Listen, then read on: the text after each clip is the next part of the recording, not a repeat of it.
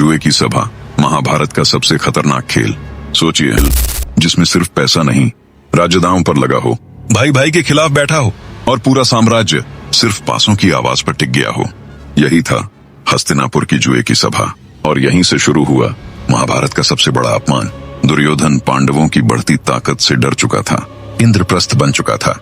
पांडव शक्तिशाली हो चुके थे, लोग उनकी तारीफ करते थे, और ये बात दुर्योधन के दिल में आग बन चुकी थी। तभी शकुनी ने एक योजना बनाई, एक ऐसा खेल जिसमें जीत पहले से तय थी, जुआ। लेकिन एक सवाल है, अगर युधिष्ठिर जानते थे कि जुआ गलत है, तो फिर उन्होंने खेलना स्वीकार क्यों किया?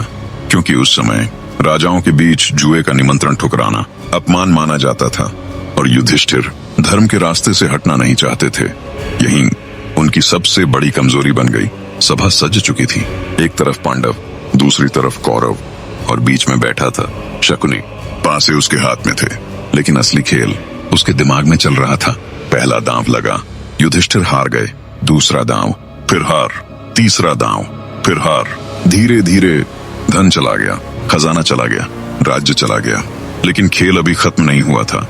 अब दांव पर लगा भीम, हार। फिर अर्जुन, हार। फिर नकुल, हार। फिर सहदेव, हार। अब सभा में सन्नाटा था, क्योंकि अब सब कुछ हार चुका था। लेकिन शकुनी रुका नहीं। शकुनी बोला, अभी तुम्हारे पास एक चीज बाकी है। युधिष्ठिर ने पूछा, क्या? और शकुनी मुस्कुराया। द्रौपदी। पूरी सभा एक पल के लिए जम गई। क्या कोई पति अपनी पत्नी को दांव पर लगा सकता है? यही सवाल आज भी इतिहास पूछता है।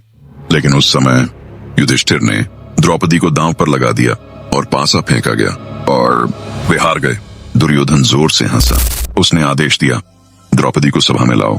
दुशासन गया और द्रौपदी को बाल पकड़कर सभा में घसीट लाया। सोचिए, एक महारानी, एक क्षत्राणी, और पूरा दरबार देख रहा था।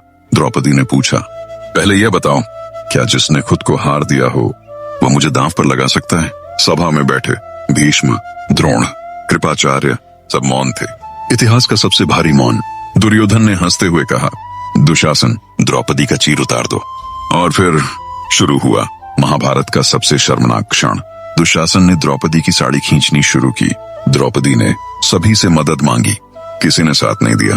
तब उसने आंखें बंद की और पुकारा, हे कृष्ण। और उसी पल एक चमत्कार हुआ। साड़ी खत्म ही नहीं हो रही थी। दुशासन खींचता गया, लेकिन साड़ी बढ़ती गई।